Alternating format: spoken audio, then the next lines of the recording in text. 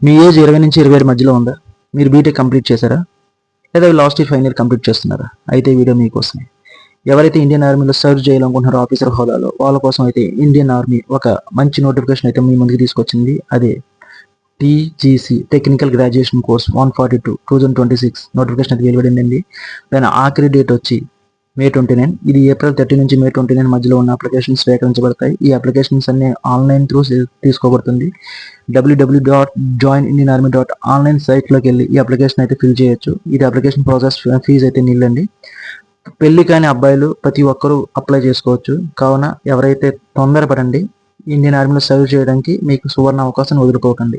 ఈ selection process 3 స్టెప్స్లో ఉంటుంది. First short list చేయబడుతుంది మీ అప్లికేషన్, తర్వాత ఎస్ఎస్బి ఇంటర్వ్యూ ఉంటుంది, తర్వాత medical test and physical test.